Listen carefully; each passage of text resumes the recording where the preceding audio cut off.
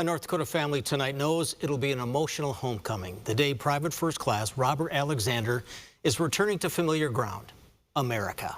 What started in a tiny town in northwestern North Dakota during World War II will soon end in Arlington National Cemetery.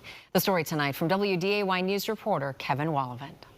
And so it talks about a number of the soldiers that were in that same unit that were missing in action. Jason Benson and his brother Darren paged through an incredible pile of paper documenting the loss of a great uncle in an unforgettable battle.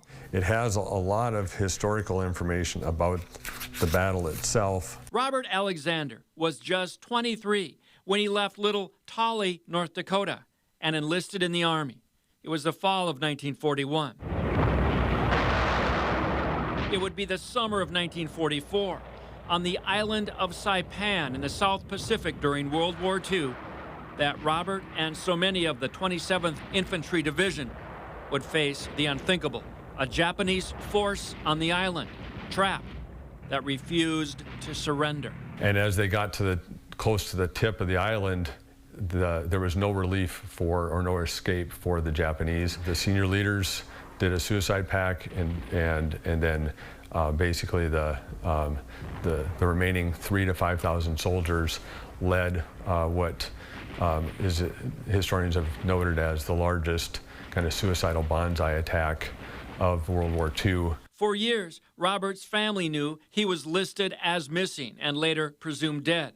His remains were with so many others in the U.S. cemetery in the Philippines. But thanks to new technology and DNA from Jason and Darren's family, Robert's remains have been positively ID'd. He's coming home. Bringing Robert home, but also celebrating any of those remaining World War II vets, a few that are left, and just celebrating all of those people that sacrificed all. Robert and most of his unit were either killed or injured during the Battle of Saipan.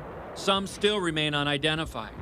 The Bensons hope that Robert's story will spark more families to donate DNA to solve even more of these World War II heroes' stories. To hear that news after 78 years that he has been identified and that he can finally be brought back to the United States, what an honor, and to recognize his sacrifice in fighting for our freedoms in World War II.